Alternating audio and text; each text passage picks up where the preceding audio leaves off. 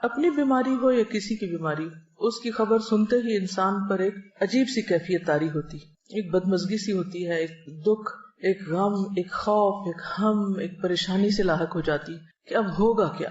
مثلا میں جس وقت یہ پریپیئر کر رہی تھی، پڑھ رہی تھی، تو میرا بیٹا میرے پاس آیا، کہتے میرے پیٹ میں بہت درد ہو رہی، اور میں اتنی پرسکون تھی. میں نے اسے 1-2 سجیشن دی، ایسا کر لو، ایسا کر لو، ایسا کر لو، اور اس کے بعد میں بالکل مطمئن تھی. دنیا میں جو بھی کچھ ہوتا رہے، آپ خود پرسکون رہنا سیکھیں، اور وہ صرف اور صرف قرآن و سنت کی تعلیم ہی سے ہو سکتا ہے. تو ہر بیماری اور ہر تکلیف کی کوئی وجہ ہوتی ہے، اس سے ہمیں اپنی غلطیوں کو جاننے سمجھنے کا بھی موقع ملتا ہے، اور اللہ سبحانہ وتعالیٰ ہمیں اس کے ذریعے بہت کچھ سکھاتے ہیں اگر ہم عبرت کی نگاہ رکھیں اور واقعی ہم کچھ سبق سیکھنا چاہیں. پھر یہ کہ ہم مزید کئی چیزیں سیکھتے بھی ہیں. جب بیماری آتی ہے تو پھر آپ اس کے علاج کے لیے ڈاکٹرز کے پاس جاتے ہیں، آپ کی ملاقاتیں ایسے ایسے لوگوں سے ہوتی ہیں جو عام طور پر ممکن نہیں. مجھے اپنی بیماری کے دوران انتہائی پڑھے لکھے اور مختلف طرح کے لوگوں سے ملنے کا اتفاق ہوا. تو جب بھی میں کسی نئے ڈاکٹر کے پاس، بہت لرنڈ شخص کے پاس جاتی، تو میں سوچتی کہ کیا اس بیماری کے بغیر میں اس سے ملاقات کر سکتی تھی؟ نہیں کر سکتی تھی. اس سے سیکھ سکتی تھی جو اس نے مجھے 1-on-1 بیس پر بہت سی باتیں سکھائی ہیں، نہیں سیکھ سکتی تھی. تو اس میں بھی خیر ہے، تکلیفیں تو آتی جاتی رہتی، لیکن ہر چیز کا انسان اگر مثبت پہلو سامنے رکھے تو وہی لمحے انسان کے لیے خوشگوار بھی بن جاتے ہیں. مثلا آپ کے دانت میں تکلیف ہے اور آپ 1 گھنٹے بھر کے لیے ڈینٹسٹ کے کلینک میں سٹک ہو گئے ہیں، اور اس وقت جو مشینیں آپ کے اتنے دل کے قریب چلتی ہیں اور جو آپ سب کچھ دیکھتے ہیں، اس سے دل بھی دھڑکتا ہے، خوف بھی آتا ہے، اور موت کتنی شدت کے ساتھ اور اپنی بے بسی کتنی اچھی طرح انسان کو معلوم ہو جاتی. پھر اپنی غلطیاں ایک ایک کر کے یاد آتی ہیں کہ کیا کھانا چاہیے تھا، کیا نہیں کھانا چاہیے تھا، کیسے دانت صاف کرنے چاہیے تھے، کہاں ہم سے کوتاہی ہوئی. اور پھر یہ ہے کہ مرنے کے بعد اور آخرت میں، اور انسان وہاں ایسا غور و فکر کرتا ہے کہ جو آپ اپنی مصروف روزمرہ کی زندگی میں کر ہی نہیں سکتے، کسی صورت میں نہیں کر سکتے. اسی طرح جب آپ مختلف کلینکس پہ جاتے ہیں تو بعض اوقات آپ ورسٹ کیسز دیکھتے ہیں. گھر میں رہ کے تو آپ ہی بیمار بنے ہوئے، لیکن باہر جاتے ہیں آپ دیکھتے ہیں کہ ہم سے زیادہ کس تکلیف اور مصیبت میں لوگ، تو اپنی تکلیف کم لگتی ہے اور شکر ادا ہوتا ہے. یعنی پھر انسان تکلیف پر شکر ادا کرنا سیکھتا ہے. اسی طرح لامتناہی فوائد ہیں. اگر آپ ان فوائد پہ غور کرنا چاہیں اور آپ ان کو جاننا چاہیں، ان سب پر غور کا فائدہ یہ ہوگا کہ آپ کے اندر ایک عجیب اطمینان اور ایک شکر کی کیفیت پیدا ہوگی اور آپ پرسکون ہو جائیں گے. آپ نے دیکھا ہوگا ایک شخص فوت ہوتا ہے تو دوسرا اس کے فوت ہونے کی خبر سن کے ہارٹ اٹیک میں فوت ہو جاتا ہے. ایسی خبریں بھی آپ نے پڑھی ہوگی. تو چھوٹے چھوٹے غم اور تکلیفیں جو انسان پہ آتی رہتی ہیں، یہ انسان کو مضبوط بھی کرتی ہیں اور بڑی خبریں سننے کا ایک حوصلہ بھی پیدا کرتی ہیں. اور ایک نبأ عظیم بڑی خبر تو ہے ہی ہم سب کے سامنے، وہ تو مرے ہوئے کو بھی اٹھا کے کھڑا کر دے گی. وہ کون سی؟ عما یتساءلون عن النبأ العظیم. کس چیز کے بارے میں آپس میں ایک دوسرے سے باتیں کر رہے ہیں اور ڈسکشنز کر رہے ہیں؟ اس بڑی خبر کے بارے میں. الذی ہم فیہ مختلفون، جس میں ان کی آراء مختلف ہیں، ان کے اپنے بھی ڈس ایگریمنٹس ہیں. ریالٹی کو جھٹلا کے یہ نہیں کہ یہ اتفاق کر گئے. کلا سیعلمون ثم کلا سیعلمون، ہرگز نہیں، عنقریب یہ جان لیں گے کہ حقیقت کیا تھی، پھر ہرگز نہیں، ضرور یہ جان لیں گے، انہیں چل جائے گا پتا کہ اصل حقیقت کیا تھی. تو ہم سب بھی جتنا اس دن کو بلائیں، جتنا بھی ڈینائی کریں، لیکن بہت جلد ہم میں سے ہر ایک کو اس کی اصل حقیقت پتہ چل جائے گی. چھوٹی چھوٹی بیماریاں دراصل اس بڑی بیماری کی تیاری کا ایک حصہ بھی ہو سکتی. تو بہرحال بیماری انسان کے گناہوں کو بھی دور کرتی ہے، اللہ کی رضا کا بھی سبب بنتی ہے، کیونکہ منافق کو نہیں پتا ہوتا بیماری کیوں آئی اور کیوں چلی گئی، لیکن مومن جو ہے اس کے لیے بیماری میں بہت سارے سبق ہوتے ہیں. اور پھر اگر کسی کی بیماری کی خبر آپ سنتے ہیں، کسی عزیز پیارے کی، تو پھر آپ کے دل میں اگر ایک تڑپ اٹھتی کہ میں اس کے لیے کچھ کر سکوں، اس کی عادت کا آپ کے دل میں جذبہ آتا ہے، اس عادت پر کتنا زیادہ اجر ہے. اس کے بارے میں ایک حدیث آپ کے سامنے رکھوں گی. ابو اشعث کہتے ہیں کہ وہ دوپہر کے وقت مسجد دمشق کی جانب روانہ ہوئے. جامع دمشق بہت مشہور مسجد ہے، یعنی شام سیریا میں دمشق کے اندر ہی بہت بڑی، یعنی سینٹرل ماسک، اور یہ اس وقت سے ہے. راستے میں حضرت شداد بن اوس رضی اللہ عنہ سے ملاقات ہو گئی. صحابی ہیں، تو گویا دور صحابہ میں وہ مسجد آباد ہو چکی تھی. ان کے ساتھ سنابحی بھی تھے، نام ہے. میں نے پوچھا کہ اللہ تعالیٰ آپ پر رحم فرمائے، کہاں کا ارادہ ہے، کہاں جا رہے ہیں؟ انہوں نے فرمایا کہ یہاں ایک بھائی بیمار ہے، اس کی عیادت کے لیے جا رہے ہیں. چنانچہ میں بھی ان کے ساتھ چل پڑا. اچھا آپ جا رہے ہیں تو میں بھی ثواب کو معلوم. جب وہ دونوں اس کے پاس پہنچے تو اس سے پوچھا کہ کیا حال ہے. اس نے بتایا کہ میں نے اچھے حال میں صبح کی ہے. قال اصبحت بنعمت، ہیں بیمار لیکن کیا کہہ رہے ہیں؟ اصبحت بنعمت، اچھے حال میں صبح کی ہے. حضرت شداد نے فرمایا خوش ہو جاؤ، ابشر، کہ تمہارے گناہوں کا کفارہ ہو چکا اور گناہ معاف ہو چکے، کیونکہ میں نے نبی صلی اللہ علیہ وسلم کو یہ فرماتے ہوئے سنا ہے کہ اللہ تعالیٰ فرماتا ہے جب میں اپنے بندوں میں سے کسی مومن بندے کو آزماتا ہوں، یعنی اس کا امتحان لیتا ہوں، اور وہ اس آزمائش پر بھی میری تعریف کرتا ہے، اس تکلیف کے آنے پر بھی میری تعریف کرتا ہے، یہ اہم پارٹ ہے، تو جب وہ اپنے بستر سے اٹھتا ہے وہ اپنے گناہوں سے اس دن کی طرح پاک صاف ہوتا ہے جس دن اسے اس کی ماں نے جنم دیا تھا۔ اور اللہ تعالیٰ فرماتا ہے وَيَقُولُ الرَّبُّ عَزَّ وَجَلَّ أَنَا قَيَّدتُ عَبْدِي، میں نے اپنے بندے کو قید کیا۔ آپ سٹک ہو جاتے ہیں نا، قید ہو جاتے ہیں، کچھ کر نہیں پاتے، اٹھ نہیں سکتے، میں نے اپنے بندے کو قید کیا۔ وَابْتَلَيْتُهُ، اور میں نے اس کی آزمائش کی، اس کا امتحان لیا، اور اس نے کیا کیا؟ اس پر بھی شکر ادا کیا۔ یہ لکھا ہوا نہیں لیکن محذوف ہے، انڈرسٹوڈ ہے، تو اس کے لیے اب تم اجر کیا لکھو؟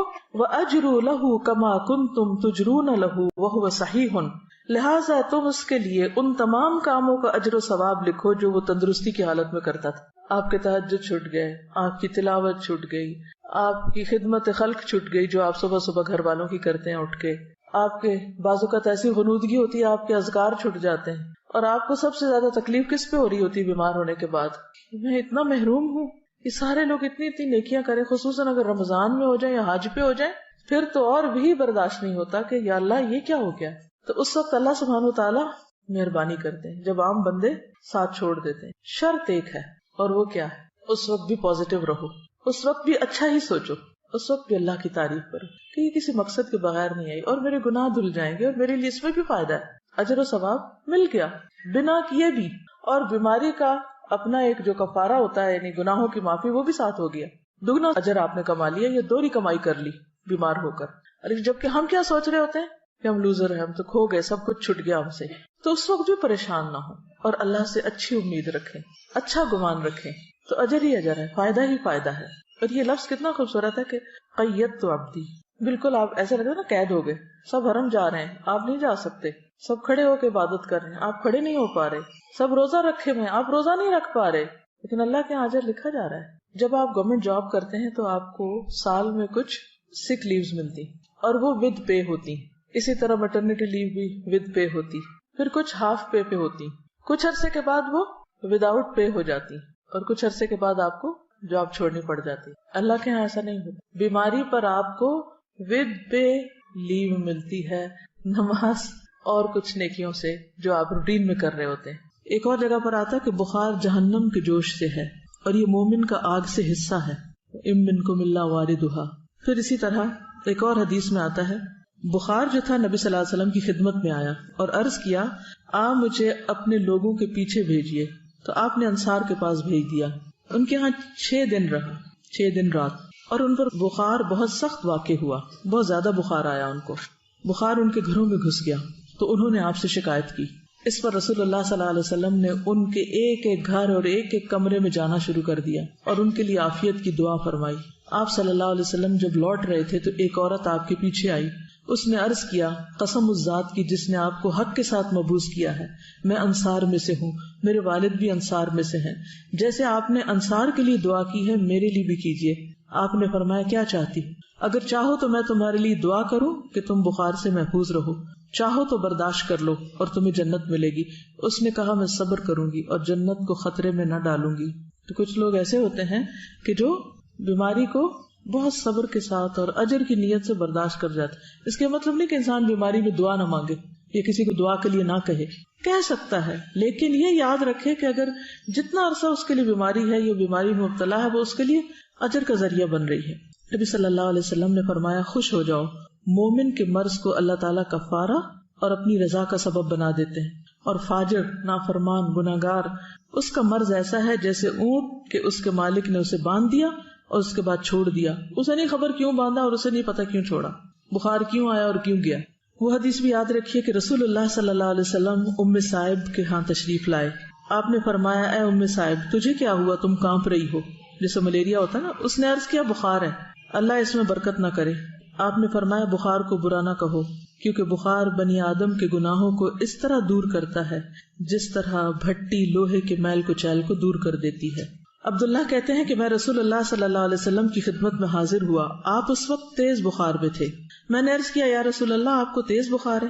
فرمایا ہاں مجھے تم میں سے 2 آدمیوں کے برابر بخار ہے. آپ کی بیماری عام لوگوں کے مقابلے میں دگنی ہوتی تھی کیونکہ آپ کے لیے اجر بھی زیادہ تھا.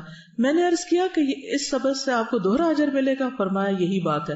جس مسلمان کو کانٹا چبھنے کی یا اس سے زیادہ کوئی تکلیف پہنچتی ہے اللہ تعالیٰ اس کے ذریعے اس کے گناہوں کو اس طرح دور کر دیتا ہے جس طرح درختوں سے پتے خزاں کے موسم میں. بخار مانگنا نہیں ہے لیکن آ جائے تو پریشان نہیں ہونا، گھبرانا نہیں، برا بلا نہیں کہنا. اور آپ کو پتا ہے کہ اس میں کئی بیماریوں سے شفا بھی ہے. جب بخار ہوتا ہے نا تو دراصل ہمارے اندر کے گندے مادے جو ہوتے ہیں وہ جل رہے ہوتے ہیں، وہ ایک کلینزنگ کا عمل ہوتا ہے. اور عام طور پر یکایک شدید قسم کی ڈوز دے کر اس کو ٹھنڈا کر دیا جاتا ہے. جو گال بلیڈر میں وہ سٹونز بنتے ہیں، ایک حکیم صاحب نے مجھے بتایا تھا کہ وہ جب بخار کے ذریعے کچھ مادے اکٹھے ہو رہے ہوتے ہیں کچھ آرگنز میں، جب ایک دم آپ ٹھنڈا کرتے ہیں تو وہی مادے سٹون بن جاتے ہیں اور پھر وہ مزید بیماریوں کا سبب بنتے ہیں. ایک اور حدیث ہے حضرت ابو سعید خدری رضی اللہ عنہ سے مروی ہے کہ ایک آدمی نے نبی صلی اللہ علیہ وسلم سے پوچھا کہ ہمیں جو بیماریاں لگتی ہیں یہ بتائیے کہ ان پر ہمارے لیے کیا ہے. نبی صلی اللہ علیہ وسلم نے فرمایا یہ بیماریاں گناہوں کا کفارہ بن جاتی ہیں. ہم سب گناہ کرتے ہیں جانے انجانے، بعض چیزوں کا تو ہمیں پتہ ہی نہیں کہ ہم غلط بھی کر رہے ہیں کیونکہ علم ہی نہیں ہوتا کہ یہ غلط ہے. کچھ عرصے بعد پتہ چلتا ہے تو توبہ استغفار شروع کرتے ہیں. یہ کیسی جہالت ہے، پتہ ہی نہیں تھا کہ یہ نہ کرنے والا کام ہے. بہرحال حضرت ابی بن کعب رضی اللہ عنہ نے عرض کیا اگرچہ بیماری چھوٹی ہی ہو، چھوٹی سی بیماری ہے کوئی، تب بھی؟ نبی صلی اللہ علیہ وسلم نے فرمایا ہاں اگرچہ ایک کانٹا ہی چبھ جائے یا اس سے بھی کم. یہ سن کر حضرت ابی بن کعب رضی اللہ عنہ نے اپنے متعلق یہ دعا کی کہ موت تک ان سے کبھی بھی بخار جدا نہ ہو. کیا دعا کی؟ کہ مجھے ہر روز بخار ہو. اور یہ کون ہے دعا کرنے والے؟ ابی بن کعب، عالم صحابی ہیں، کاتب وحی ہیں، لیکن وہ ایسا بخار ہو کہ حج اور عمرہ، جہاد فی سبیل اللہ اور فرض نماز با جماعت میں رکاوٹ نہ بنے. میرے یہ کام نہ چھوٹے، ویسے بے شک بخار چڑھا رہے. چنانچہ اس کے بعد انہیں جو شخص بھی ہاتھ لگاتا ان کا جسم تپتا ہوا ہی محسوس ہوتا حتیٰ کہ ان کا انتقال ہو گیا. وہ لوگ اپنے قول کے پکے تھے. ہم لوگ ایک وقت میں ایک بات کرتے ہیں یا اللہ ایسا ہو جائے، اور جب وہ ہو جاتا ہے تو پھر ہم سب گھبرا اٹھتے پر کہتے ہیں یا اللہ ایسا کیوں ہوا اور ایسا نہ ہو. تو اس لیے جو بھی دعا مانگے سوچ سمجھ کے مانگے اس چیز کو جسے آپ نبھا سکیں. لیکن عافیت کی دعا بہرحال اللہ تعالیٰ کو بہت محبوب ہے، اپنے لیے عافیت ہی مانگے. مگر عافیت مانگنے کے باوجود بھی کچھ نہ کچھ تکلیف آ ہی جاتی ہے. اصل سبق جو سیکھنے کا ہے وہ یہ کہ جب تکلیف آ جائے تو اس وقت آپ کا رویہ کیا ہونا چاہیے. بیماری میں مومن کا رویہ، اصل چیز جو کاؤنٹ کرتی ہے وہ کیا ہے کہ ہم کسی بات یا کسی موقع پر کیسے ریئیکٹ کرتے ہیں. ہم کیا کرتے ہیں؟ لِيَبْلُوَكُمْ أَيُّكُمْ احسن عملا. اور یہ احسن عمل صرف نماز کا خشوع نہیں دیکھا جا رہا، وہ تو اپنی جگہ ہے. یہ احسن عمل ہر عمل میں احسن، ہر عمل میں اچھا رویہ. آپ دیکھیے کہ اگر اس بات پر انسان پورا اتر جائے تو جنت بھی ہے اس کے لیے، لیکن دنیا میں بھی کتنا سکون ہو جائے. ہمیں عموماً تکلیف کس چیز سے ہوتی ہے؟ لوگوں کے کن رویوں سے ہوتی ہے تکلیف؟ جب وہ چھوٹی چھوٹی بات پر آپے سے باہر ہو جاتے ہیں. کوئی بات مرضی کے خلاف ہو گئی تو اتنا نیگیٹو وے میں ریئیکٹ کیا، موڈ آف کر لیا، کئی دن تک بولنا چھوڑ دیا، سیدھے منہ بات نہ کی. اسی سے تو دل تنگ ہوتے ہیں نا. کہیں بھی اکٹھے رہنا مشکل ہو جاتا ہے لوگوں کا. تو مومن کا دل غمگین ہوتا ہے لیکن اس کا چہرہ مسکراتا ہوتا ہے. مرضی کے خلاف بھی بات ہو جائے تو کوشش کر کے مسکرائیں، ورنہ کیا ہے کہ شکوہ ہے کس سے؟ اللہ تعالیٰ سے کہ کیوں ہمیں آزمائش میں ڈالا.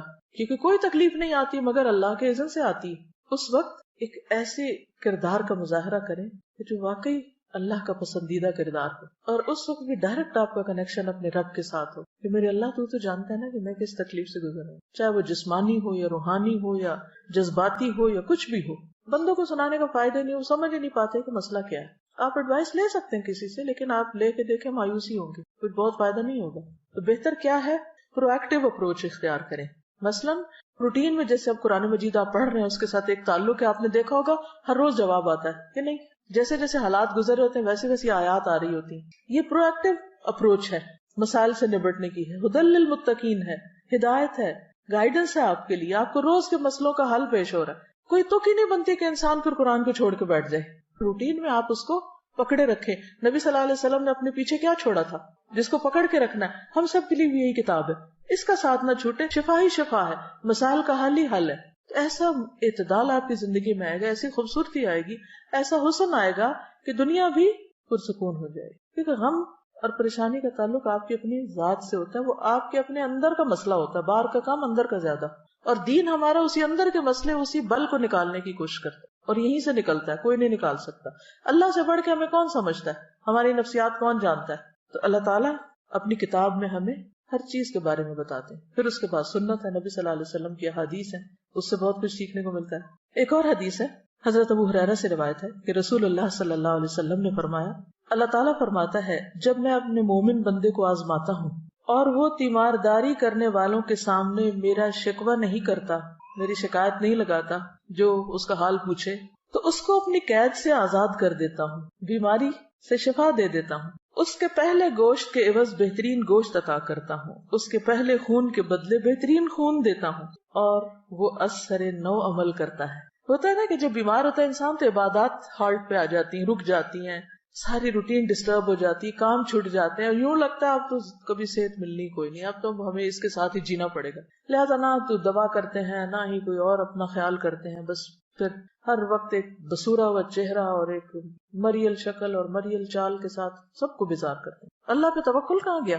تو یہ تو کبھی سوچے ہی نہ کہ ہم نے کبھی ریٹائر ہونا ہے. بیڈ پہ بھی پڑ گئے تو بھی کیا کرنا ہے؟ اگر دماغ کام کر رہا ہے نا، زبان کام کر رہی ہے، کان کام کر رہے ہیں، آنکھ کام کر رہی ہے، صرف اتنا حصہ کام کر رہا ہے، تب کے لیے بھی سوچ رہے. اللہ نہ کرے کہ کبھی ایسا ہو، لیکن کئی دفعہ ہو بھی جاتا ہے نا کچھ لوگوں کے ساتھ. تو بس زبان سے اللہ کا ذکر، نگاہوں سے غور و فکر، اور کانوں سے اچھی باتیں سننا، قرآن سنیں، اچھے لیکچر سنیں، کچھ بھی کریں. ہم سب یہ بھی کر سکتے ہیں کہ اپنی وصیت لکھ کے رکھ دیں، اپنے بچوں کو بتا دیں کہ خدا نخواستہ اگر مجھ پر کوئی ایسا وقت آئے تو میرے ساتھ کیا کیا جائے، کیا نہ کیا جائے. کیونکہ خدا نخواستہ زبان بند ہو جائے تو انسان کہہ بھی نہیں سکتا.